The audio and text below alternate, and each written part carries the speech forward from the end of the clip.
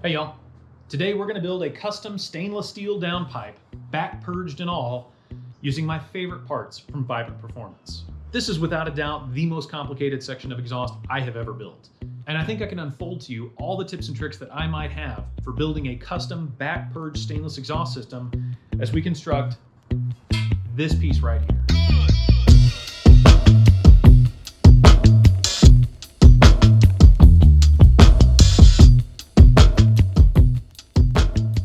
Okay, let's build an exhaust. This is the very start of the downpipe, the first section of exhaust coming after a turbo. I don't know why they call it a downpipe, but they do. And this piece, I got a little bit of a head start last night just to make sure my plan was gonna work, and I think it is. But this piece is really the very, very beginning of it. My turbo is a whole set HE351, and this is a nice big 4-inch outlet that matches up to that turbo. It's a pretty big turbo for a 6.2, flows a lot of good air, runs with an intercooler just fine, came off of an 05-ish Dodge 5.9. I've just been very, very happy with that turbo.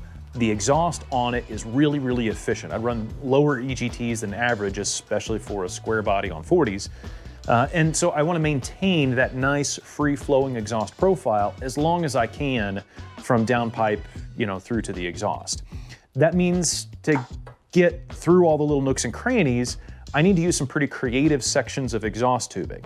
Fortunately, Vibrant Performance has all of those things kind of in their catalog. That lets me go from 4-inch round and a pie cut here and then transition to 4-inch oval. Though I will transition to probably 3-inch, probably to have to snake through that little part of the frame. I just think that's what I'm gonna have to do. From the factory, there was never any sort of exhaust that stayed in the engine compartment and then had to go down between the cylinder head and the frame. It was always just, manifolds down and back. So to get a big exhaust pipe, not just an exhaust pipe, but a big one to snake through that spot, we're gonna need to use a lot of little parts and pieces to try and make that work. Fortunately, the Vibrant catalog is deep and wide, and we're able to do that. So, first of all, make a plan, make a sketch, right? Spend a lot of time on paper identifying the things that you need to go around. For example, I needed to go around the coilover.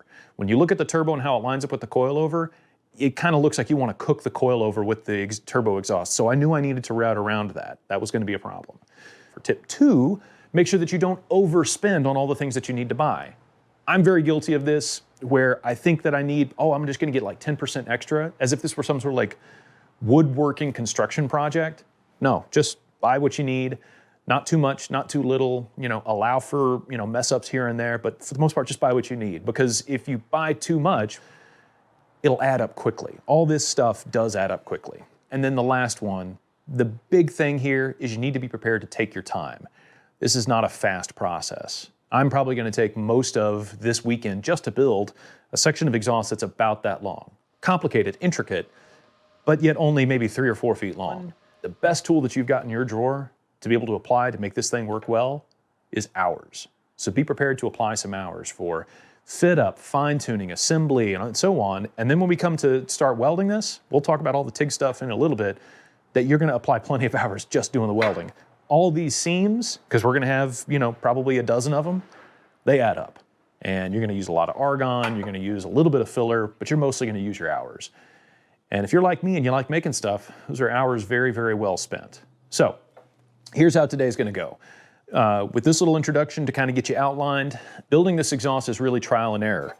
We're gonna start from here, and then we're just gonna try different parts and make sure that they fit. And we're gonna build short sections and start assembling those short sections. And you'll follow along as I kind of go through those one piece at a time. By the end of this, we'll have a downpipe. And we should be right back here with a tank of argon filling this thing up, ready to back purge and weld, and we'll get into all the TIG stuff at that time. So, it's a little bit wet and soupy here in Dallas right now, but not so much that it's gonna keep us from fitting stuff under the hood. Let's go to work. Game begin.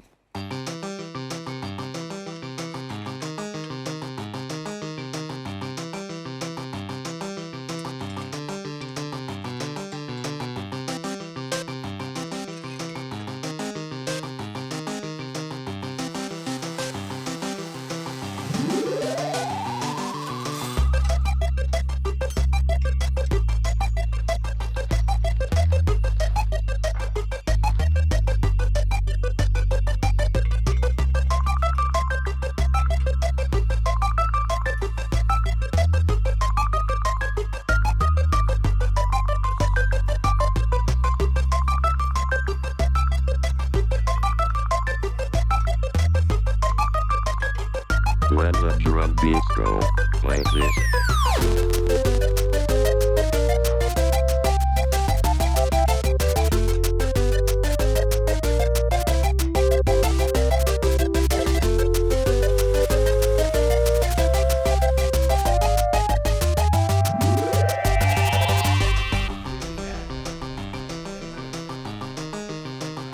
And I'm not wearing my hood.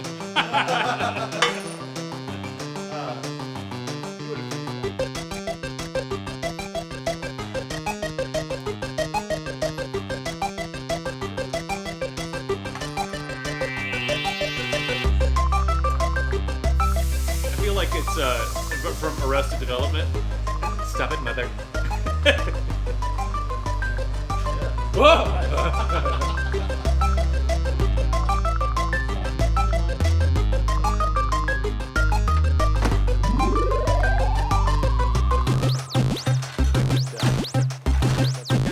Game over. Can make anyone I want. So there's these are pie cuts, and you kind of will see this stuff on Instagram if you're like really looking at fabrication and welding and all that. People make some crazy stuff out of pie cuts, and the reason you can make crazy stuff is all you need is a bag of these pie cuts, and there's no limit to what you can get done.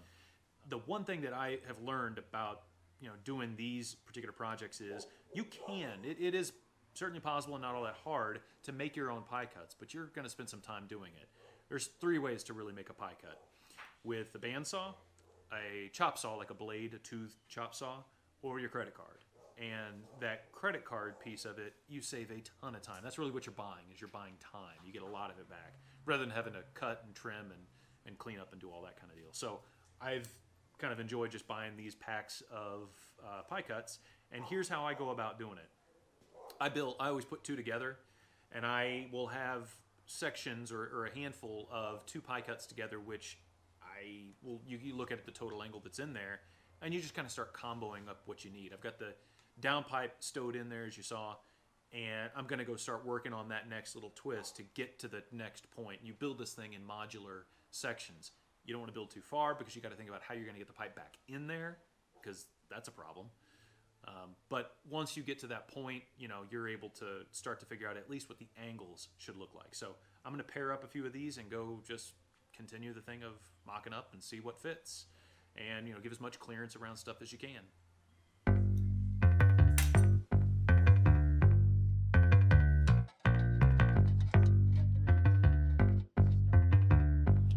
Make them Inch and a half.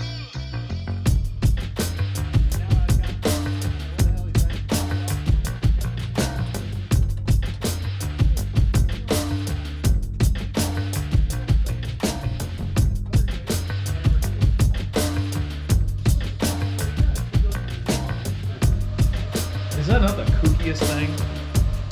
I don't think you're gonna find that at Arizona.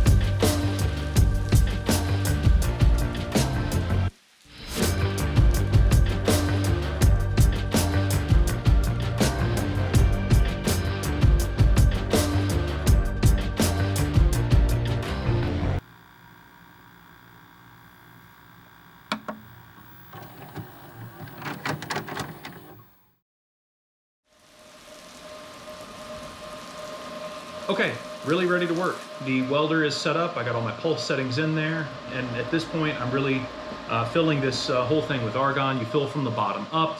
You treat this thing as if you're gonna fill with water because argon is heavier than air. So as you fill this from the bottom up with argon, air will purge out the side here. You can actually feel the air coming out from this purge plug. The deal that we're gonna do is we're gonna weld in some of the spots where maybe I had a little blow through during tacking. I'm gonna touch those up first. And then it's really just kind of go to town and work all the way around slowly and methodically. I can weld about 1.5 to 2 inch section at a time, and I'll just be resting my hand on here. So pay attention to what the material is telling you. Speed up, slow down, kind of what works for you. I said that I got pulse settings on here. I'm still using a pedal to if I need to back off or push a little farther based on amperage, but the pulse keeps things nice and easy. It's got a lot of control for the puddle, and that works really well for me. Beyond that, it's just down to the doing. So.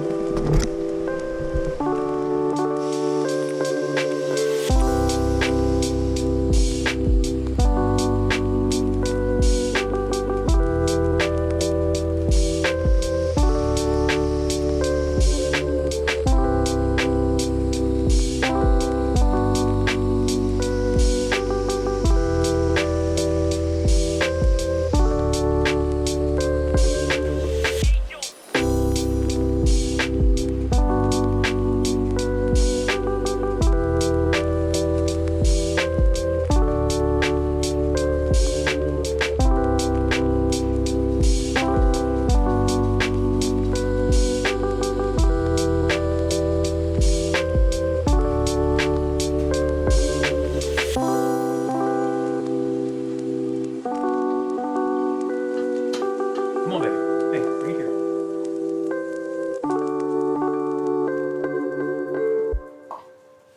Anyway, we're about done. I've actually, I did a little silicon bronze here on the front flange just to make sure that seam was at least brazed. I didn't want to weld it and cause accidental sugaring on the outside because there's no argon on the outside of the exhaust tube. So I just did silicon bronze and cleaned that up. So it's got a nice smooth transition. All that argon and back purge, make sure that there's full penetration on all of these and it's all nice and smooth. There's no sugaring or danglers on the inside. We got a full profile all the way through. Now, I gotta go put this back on the truck because I've got to do the next portion of the exhaust, which is the mid pipe. So this takes us all the way down to basically the bell housing parting line. And we gotta build the next section, this mid pipe, that goes up and over the transfer case. This is actually the first section of it, right? A little 3-inch V-band will probably go to 3-inch oval and then up and over the transfer case and then back up to 4-inch for the tailpipe and all that. But I got a lot of work to do and I'm going to keep making some videos. So if you like this type of fabrication content, be sure to like and subscribe. Tell your friends. Algorithms are fine, but I'm really much more interested in you folks spreading the word. You want to follow in real time, you can find me on Instagram. And really, until next time, y'all take care.